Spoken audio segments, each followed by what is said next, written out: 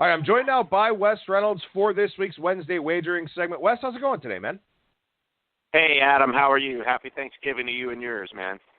Thank you. Same to you. I know it's a very busy time of year here with the holidays. Of course, Black Friday coming up on Friday, so people are kind of putting together their shopping plans and all that. But we've got two enormous cards here on Wednesday night for the NBA and the NHL, also a pretty big college basketball card. So, Wes, I know you're a high-volume guy. Is your head just spinning right now? It is, and I'm trying to be a little bit more deliberate. I mean, deliberate, I guess, is, kind of a relative term when you're, when you have all of these sports. But, really, I guess trying to do my best to kind of bots and maybe, play the stronger stuff and leave off some of the marginal stuff. And, I mean, it kind of, when you have cards these big, sometimes you can't really get to and look at every game on the board, so you kind of just got to go through it and skim through it and see if anything really jumps out at you instead of, just kind of, I got an opinion on everything, so, but you don't have to play every single opinion. All right, let's look at the NBA card here specifically for tonight, and then we'll move over to the NHL card, because I think that both things are a little bit different here, and we'll sort of talk about the reasons why. But it is the night before Thanksgiving here, everyone listening to this segment on Wednesday, obviously here during the show, and you've got this big NBA card, and everybody has tomorrow off, both in the NHL and the NBA. College basketball is still going on. So what are you looking for here tonight? I mean, do you feel like you've got some teams looking ahead to that off day? Do you have some teams disappointed because they're not home? Well, some players, I should say, disappointed because they're not home for the holiday. How much do you factor this Thanksgiving angle into tonight's NBA card? Well, I look a little bit more, I mean, just as a general principle, I mean, every game and every situation is different, but, a lot of people, I think, would kind of tend to look against the road teams, but I kind of tend to look on the road teams a little bit because, I think that they're a little bit more about business because they know that, if they're on a road trip, they kind of know that, they might be away from home or they might be away from, just a normal routine. So they kind of tend to have a little bit of focus. There's not as many distractions of, if relatives are coming in, if your mom or your dad or whatever's coming in, where that you're probably going to do any type of meal, you're probably going to do it at a hotel or a restaurant or on the plane, as it were. So, you kind of know that fact coming into the game, and I think there's less distractions, I actually think, for the road team. You kind of see it maybe on some of the Christmas games or any type of other holiday games. I tend to kind of go against the norm a little bit and maybe look toward a road team, I guess, when in doubt. I mean, the different dynamic for each game. But that's kind of how I tend to approach it a little bit. No, I think that makes a lot of sense. And also, I mean, you think about these guys, professional athletes, lots of money. There's a pretty decent chance that some of these players are hosting their family Thanksgivings or hosting something for the team or something like that if they're home. So, you've got additional distractions with that, other problems, as you mentioned, of people coming into town. And also, you have maybe your parents at the game, maybe, your brother, nephews, whatever the case may be. Maybe that little bit of extra pressure. These athletes generally used to that type of thing, but still, you're getting tickets for people that are coming into town, friends, family, all that type of stuff. Some of that can just be a hassle. I mean, we know it in terms of just doing favors sometimes for friends and family to help them out with anything. I mean, this is the same kind of concept. These players are still human. They still have, things that kind of piss them off a little bit. So I think that you're on the right track in terms of looking at the road teams. Now, what about other situational angles? I mean, sometimes you have teams that, let's say this is a standalone road game here tonight, and there are a few of those, and I'll try to pull up that list here while you're talking. But you have some teams that just went out on the road for tonight. They're going right back home to be with those families tomorrow, maybe play at home on Friday. A lot of teams playing 3 games in 4 nights, 4 and 6 here around the holiday break. because most of the league plays both Wednesday and Friday. Is that a factor for you here too tonight? I mean, do you feel like there are some more schedule losses than usual? Yeah, I think so. I mean, if a team is going, if a team is, I think, going out maybe for just one game, I think that's a little bit of a different situation than if you're in the middle of a road trip or starting a road trip. If it's just a one gamer, then maybe I don't think you're as confident or maybe looking more toward the road team as much as you would be if they're on a little bit of a longer trip where it's like, hey, we're playing Friday night and Saturday night and then back home to start the week, where if a team knows they're on the road for multiple games, I think the focus is going to be there, maybe more than just okay, we were in the middle of a homestand, now we got to go for a quick game on the road and then back home. So I think it's a little bit different when you kind of know that you're going to be away for a few days rather than just a quick one-game roadie. All right, so let's talk generalities here about the NBA instead of just looking at the situational spots here because of the Thanksgiving holiday. Anything you've picked up on here so far? Any teams that you're looking to fade because they're playing over their heads or maybe follow because they're underachieving a little bit? Do you have any rules of thumb that are out there for you right now? Well, I mean, I think, you look at the different streaks, and, I got caught on the bad end a couple nights ago looking to go against Boston because, I mean, streaks are going to come to an end, but it's that old, situation where it's like, do you keep riding the streak or do you go against it thinking this is going to be the one? And Dallas, of course, winning the game outright, and then somehow they find themselves in overtime and they're taking 7 to Boston on Monday night, and then all of a sudden they lose by 8. They were actually up by 4 in overtime, plus whatever the point spread being 7. So, you think you might be good, but it's that old thing where you don't necessarily want the underdog in overtime because you got to win the game twice. And, you not only got to cover it in regulation, but you got to cover it in overtime.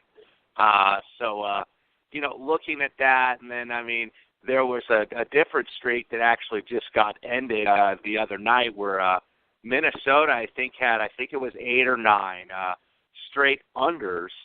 And then all of a sudden they went over against Charlotte, which is, a more of a defensive team. It wasn't like they were playing Phoenix or somebody that is really high scoring or with a really fast tempo. But sometimes when you get that streak and then it goes against the streak, you want to go against the streak again.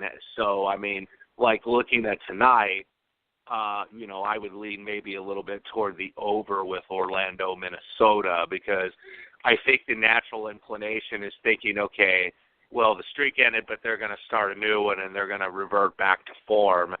And usually it balances out even more. So, you want to go to the side, I guess, that ended the streak. I mean, so you want to go opposite of that. And, so I would look over maybe in the Orlando, Minnesota game tonight as an example. Typically I don't follow the NBA all that closely. I'm not a huge basketball fan. I prefer the college basketball side of things. But one of the things I do notice here, and obviously I follow everything because I have to for the show here and for the content that we write over at BangTheBook.com. But one of the things I tend to notice about the NBA, it is very streaky. When you look at the streak column in the standings, it seems like without fail, you've got almost the vast majority of the league won 3 straight, lost 3 straight, won 5 straight, lost 4 straight, stuff like that. We don't see a ton of that out there right now. Boston obviously has won 16 in a row.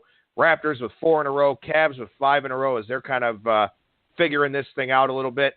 Few ugly losing streaks. The Magic have dropped 5 straight. Grizzlies have dropped 5 straight. Clippers have dropped 9 straight. So Doc Rivers having some issues there with that team. So you do look to play on the streaks? I mean, is there kind of a stopping point for you where you say, okay, this is a streak, it's cool for them, but it's probably over now? I think, it's kind of a ride it until it loses. I mean, and sometimes I'm kind of look to the contrarian side anyway by nature, where there are times where you gotta look to maybe go against it. But I mean, you were talking about streaks. These teams are streaky, but so are bettors that are streaky. I mean, even my example, Sunday night sweep the board, and then Monday night, did not do very well. Kind of went the opposite. And I mean, it is a streaky league, and you get a lot of games that are very close to these numbers. And I mean, I think that that's just kind of I don't know if that's an anomaly or what it is, but I mean, you get those situations, and or where you think you've got something really good, you might have like a 20-point lead and think that you're good and it's going to get to the window for you, and then all of a sudden, not only lose the game outright, but also don't cover. So, I mean, you find a lot of those things in the NBA, and I mean, the game just by its nature is going to have fluctuations up and down. So, I mean, that's kind of where I am with that. I mean, you just have to. You are doing a little bit of guessing, I guess, when a streak in particular is going to end, because it's always one of those.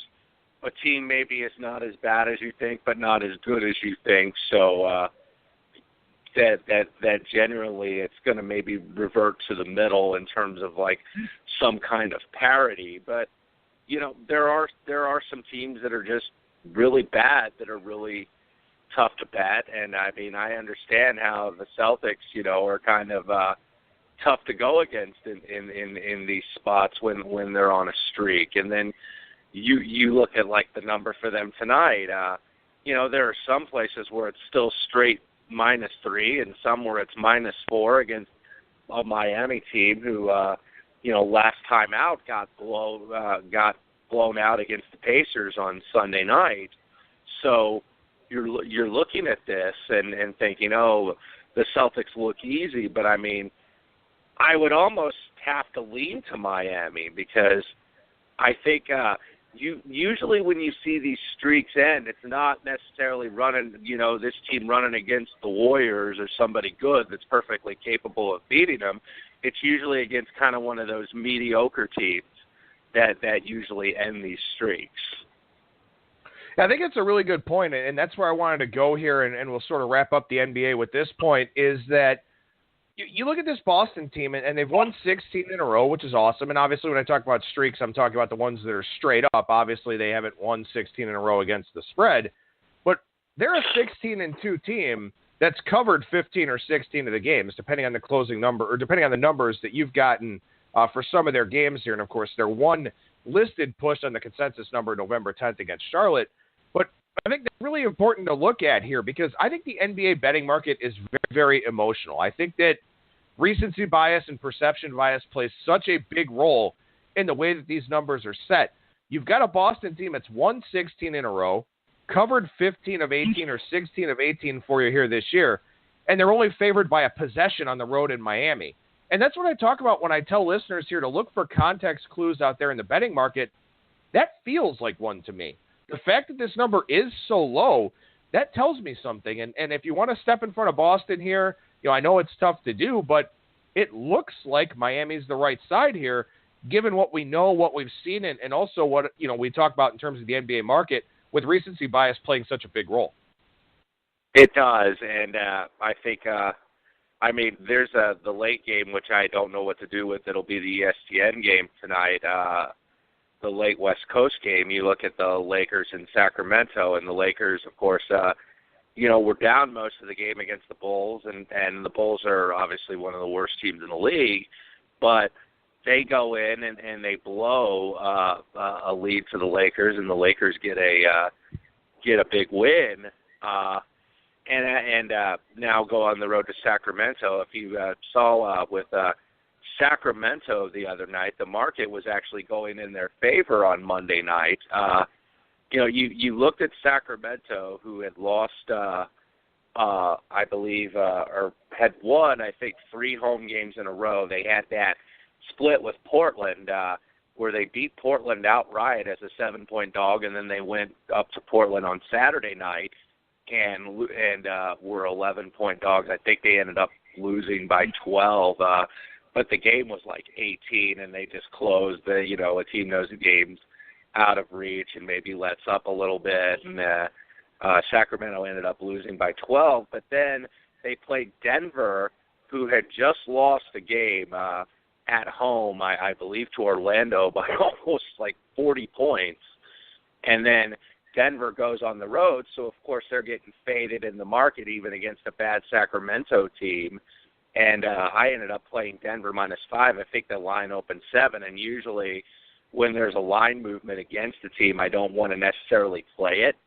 But I did on Monday night, and Denver ended up winning by about 15 in Sacramento, even though Sacramento had a nice home streak going. So, you kind of got to look, some of these lines, will jump out at you a little bit. You're kind of like, okay, why the heck is this number? Or why, that if it just looks fishy, it probably is fishy. So, that's what I look at in the context of these particular games in this market. I guess one more thing on the NBA, and then we will truly move on from it. When you look at Major League Baseball, a lot of people talk about that 40-game mark sort of being, where you can start making some assessments of teams. You've played about 25% of the schedule. Here in the NBA, we're coming up on that point this weekend. Some teams will play their 20th game. Others will do it early next week. Do you feel like 25% of the NBA season is enough to start making some determinations? Or, because of its streaky nature and because you've got teams that tank and all that type of stuff, maybe we need a little bit more of a sample size to really start making some concrete assessments? I think it's 20 games, and, I think maybe some of the, I think 20 games is a good barometer usually, but I think a lot of the maybe some of the casual fans, because there's so much going on, I don't think really start focusing on the NBA. I mean, if you're a fan, you're going to focus all year. But, I mean, in terms of, like, casual fans, I think, Christmas, which is kind of like now the NBA's day, where they have a lot of their showcase games and showcase teams playing. And I think there's 5 games. It's split between ESPN and ABC. So I think that's maybe when your casual sport fans really start delving into the NBA. And I think by that time, you kind of know maybe what you have with the team. I mean, you may get guys that were injured back or, a team. But sometimes if you have a bunch of new players on a team, it's going to take a little bit of time for them to kind of come together. So I usually think that's about the time of year where you kind of know what you have with a certain team. Which teams are going to be really bad, which teams are going to be really good. So that's kind of the time frame, I think, where you know a little bit more where you stand with these teams. Well, in that Lakers-Sacramento game that you mentioned, I talked about that one in my NBA situational betting article. You can find that over at BangTheBook.com. On the NBA page under betting articles, it should still be favored up there in a prominent spot there in that section. But let's talk NHL here for a couple of minutes, Wes. The NHL is at that quarter pole. Just about everybody's played 20 or more games. Some teams have already played 22. A couple will play game number 20 here tonight. Let's just talk about something real basic here, something I don't think that we necessarily touched on enough early on in the season, because you're a high-volume guy. You hit all the markets. I know you do horse racing now as well. Of course, you do golf and UFC. You do it all. But from an NHL standpoint, it's a money line sport. So it's a lot more like baseball than it is like, the NBA or something like that. So in terms of money line approaches, does that change the dynamic for you? I think, a little bit. I mean, you're looking at different situations. I think, with the NHL, sometimes you'll get teams that start slow and then they turn out to be different teams in February. I mean, I was having an interaction with somebody last night on Twitter about the Oilers, and the Oilers, I think, were one of the trendy Stanley Cup picks, and I mean, they made the West Finals last year, and they get absolutely killed last night in St. Louis, 8-3, and I mean, they're 7-12-2. They're one of the worst records in the league, and I think, people are surprised by that, thinking, this team was going to be better with all the talent they have. And, we know that they were kind of near the top pick of the draft for a few years, that they were really building something with these young kids. And then all of a sudden they kind of realized that last year and get to the West Finals, where it's like, okay, the next logical step is to be one of the best teams in the Western Conference and move up and, get to a final where they're actually a real Stanley Cup contender going into the season. And you can't say that maybe won't happen. I mean, but you look 20-some games in, and they've only got 7 wins. So it's hard to gauge. I mean, some of the teams that we thought were really going to be good are good, like Tampa Bay, 3-2. I have them on a future, and they look pretty good, like they're going to be there at the end. Of course, Pittsburgh, you got to think, their record maybe isn't great, but they're always dangerous at home. They're very tough to beat there. So those are some teams that, you think are going to be fine. I think the Golden Knights have been a surprise. They've kind of come back to earth a little bit, but they are still a nightmare to play at home. And, 12-6-1 approaching the 20-game mark, I don't think anybody could have really predicted that. So, looking at these, you got to look for spots, and there are some times where you do have to take some ugly underdogs. I remember in the even in the national media last week where they were saying, hey, the Arizona Coyotes had only won 2 games, and they were kind of, the butt of a lot of jokes. Even on shows, mainstream ESPN shows that don't cover a lot of hockey. Well, I just so happen to play the Coyotes in those 3 games and have been able to get wins. And, these are prices around $2. So, even the bad teams are going to win in certain situations.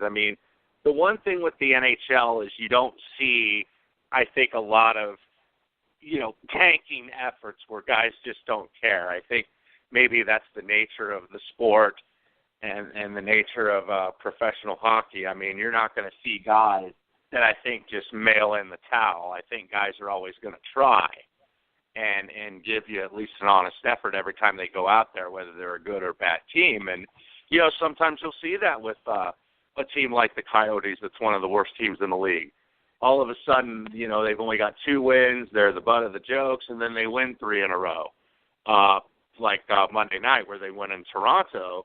Well, Toronto had just shut out Montreal on the road on Hockey Night in Canada.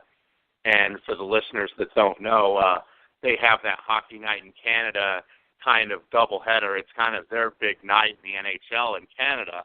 Well, you have Toronto, Montreal, where the whole country's watching, and then Toronto goes in and shuts out the struggling Canadiens, and then they come out Monday night and they're playing Arizona, who's awful, and of course they get beat 4-1. So, you see that happen all the time in the NHL. Yeah, I love to situationally handicap the NHL, and I've got that article up over at BangTheBook.com as well, and I've got several plays here tonight that I do like in that piece. And Wes, I think that, a lot of people don't really think about that with the NHL in terms of handicapping the schedule, looking for those spots. I think they probably just shy away from the market because they don't know the personnel. Maybe they don't know the game all that well. Everybody knows the big names in the NBA and even, some of the top 6 men and all that type of thing. In the NHL, people know the stars. They don't necessarily know the depth guys, the 3rd and 4th liners, anything like that. So I think that the NHL market is one that does carry a lot of value for a variety of different reasons. And I do want to ask you about this point. I just talked about the NBA being very emotional, being very susceptible to recency bias. San Jose only opened -130 in Arizona tonight, and the Coyotes have won 3 straight, as you mentioned. The Sharks have lost 3 straight. That looks to me like one of those rarer spots in the NHL where you get some of that recency bias that comes into play. And we've seen San Jose go from -130 to -135 or as high as -140 out there. Again, you can find these context clues in the marketplace if you look for them in terms of trying to find those overreactions, whether it's the NBA or the NHL. Yeah, I think so too. And I think that the travel patterns, one of the things about the 2 leagues that are similar is the travel patterns. And where you have a team coming off a successful trip and then they come home, like Arizona here, and then kind of lay an egg. And you have those teams that also, if they're on a losing streak, especially if it's kind of like you got two perfect storms here in that game. You got a team that's lost a few in a row at home. Sometimes the best thing to do is to go on the road and get away from, hearing or even reading in the paper, or watching the local news, the so-and-so team is really struggling and lost a few in a row.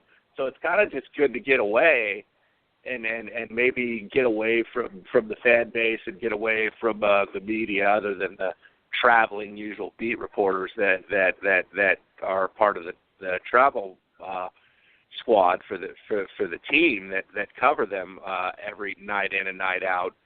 So I mean, that could be the best thing for the Sharks, is just to get the hell out of town and go play somebody. It could be a top team or a bottom team, and just get away. So that looks like a decent situation tonight for the Sharks. I mean, it's going to kind of look kind of square because you're going against, obviously, a bottom feeder, and you usually want to find value on the bad teams, but it could be on the mediocre team tonight in that matchup. All right, so like I said, we're about 20 games through the NHL season, and unlike the NBA, you don't have second halves to play. You can play first periods, you can play full games, you can live bet, but you don't have the second halves. I know that's something you like to do, and we talk all the time about derivatives here on the show. So what has been your approach to the NHL this year? Have you just been, kind of making spot full game plays? Are you playing some first period stuff? What is typically your approach there with pucks? I haven't done a lot of first periods yet. That's something I kind of like to do maybe a little bit more in the playoffs, where, I mean, you get different dynamics, and sometimes you'll see teams maybe play a little bit tighter in a series because, oftentimes in some of those playoff games, it's who makes the first mistake that can cost you a game.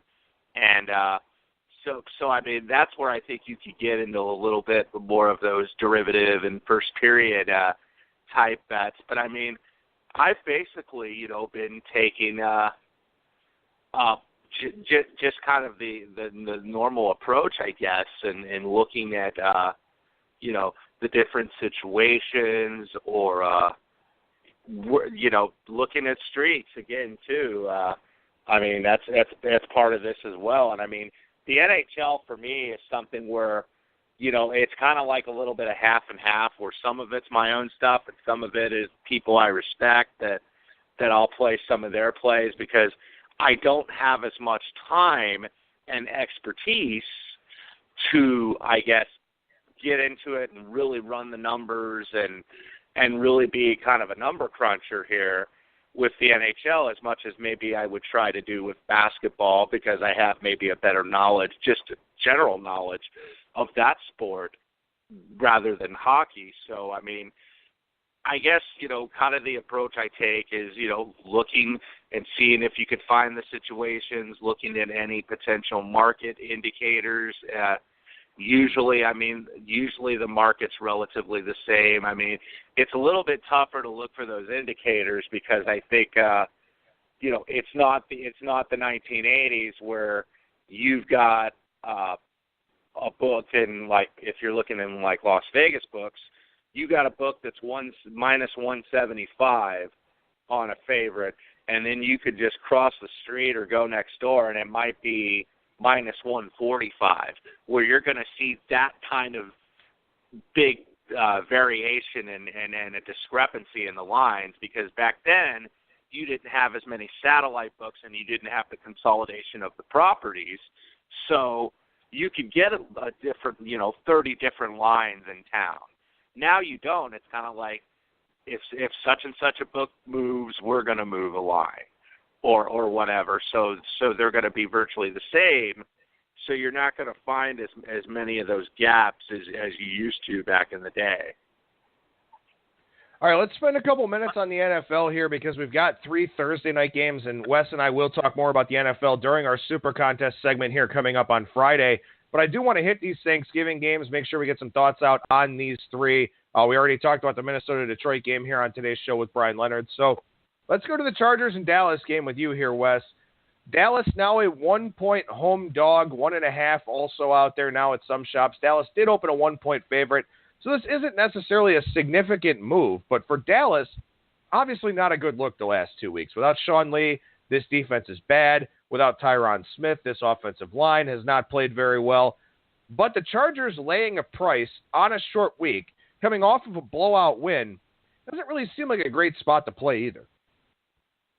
Yeah, I'm debating what I would want to do with this game because Jason Garrett doesn't particularly, I don't have the number, but I've read, doesn't have a particularly great record on a short week in this situation, at least under his tenure as Cowboys coach. But whether it's a Thanksgiving game or just a normal Thursday night game, but it's tough to lay a spot here with the Chargers. Did end up getting a win last time out with a bad team coming in on not even really a bad team, a guy making his first start with Nathan Peterman, and they just absolutely rolled. I'm mad at myself because I didn't play that game. I kind of stayed away not knowing what the dynamic was going to be, and they ended up just absolutely destroying the Bills. And you wonder how much that performance kind of inflates their record because the thing with the Chargers, and it's the typical of them the last several years, you think that they're a little bit better than their record, but they find ways to lose, to kind of have crushing losses, or they tend to run into just getting horrible bad breaks where it's a game where they should cover, a game where they should win, and then they find a way not to do so. Something happens, like the game in Jacksonville a few weeks ago. They should have won that game outright. They were absolutely controlling Jacksonville offensively. They couldn't do anything, so what do? They actually do get the break and get the ball back, and then can't do anything with it. The guy gets an interception, runs out of bounds, and it's one of those things where you're trying to run out the clock, and you're going to run the ball because you want to keep the clock, and the team has timeouts, and then they use the timeouts, and couldn't get a stop, and then got a penalty to continue a drive, and Jacksonville gets it into overtime, and the Chargers can't score their possession, and then so Jacksonville, all they have to do is go down and get a field goal, and they somehow do. So the Chargers find a way to lose a lot of games, but it's tough to back Dallas here. And I know that people that might be betting, maybe some of your more public bettors are going to say, wow, Dallas at home on Thanksgiving. They play on Thanksgiving every year.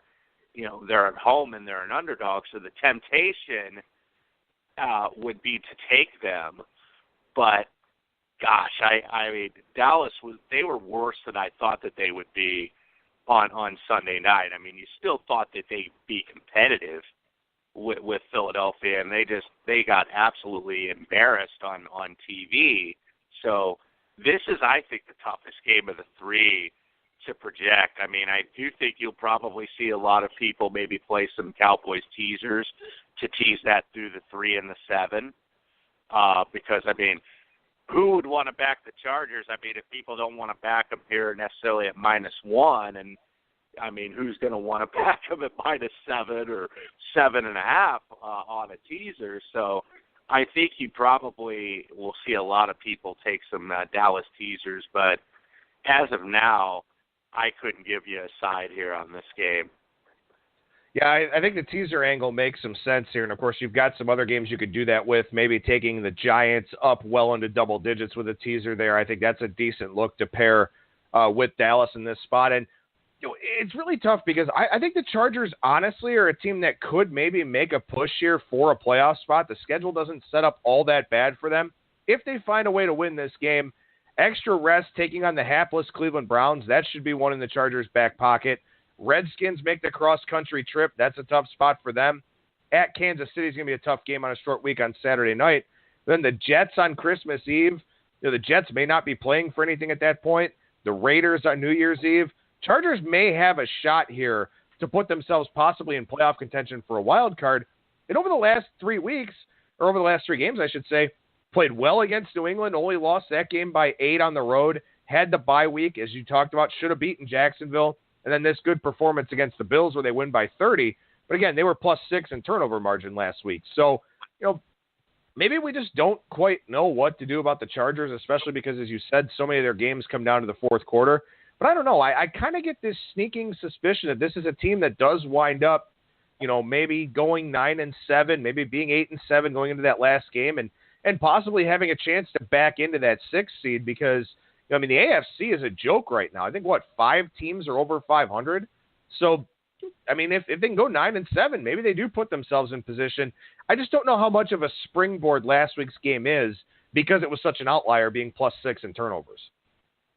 Well, I hope you're right since I have the Chargers over 7.5 with season wins. But you look at the AFC West as a division where it looked like Kansas City was going to be one of the top 2 seeds in the AFC, and now all of a sudden they get that hot undefeated start. Now all of a sudden you look at them and they're only 6-4. You have Oakland, who has just fired their defensive coordinator.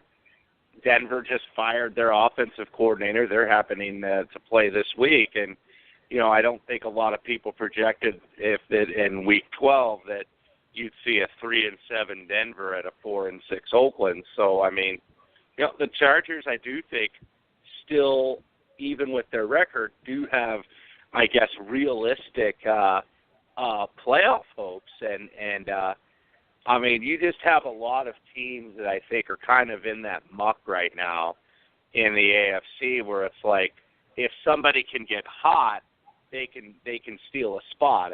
Cincinnati is 4-6. Are they the team that maybe turns it around, or is or the Chargers or Miami?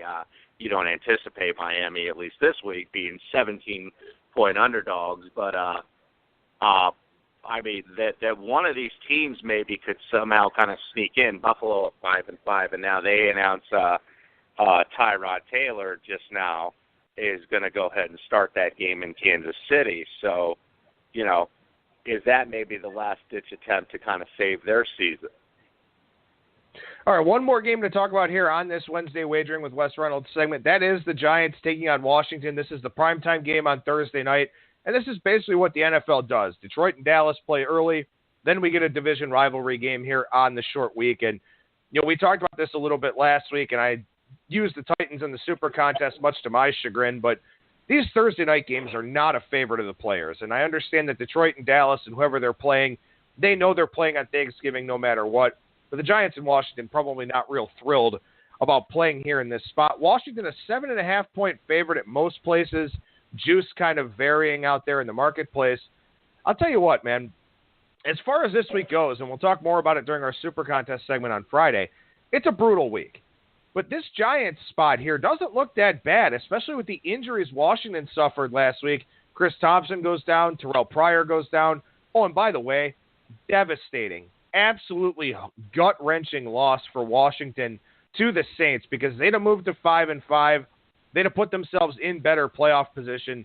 Now they're 4-6 with a big mountain to climb.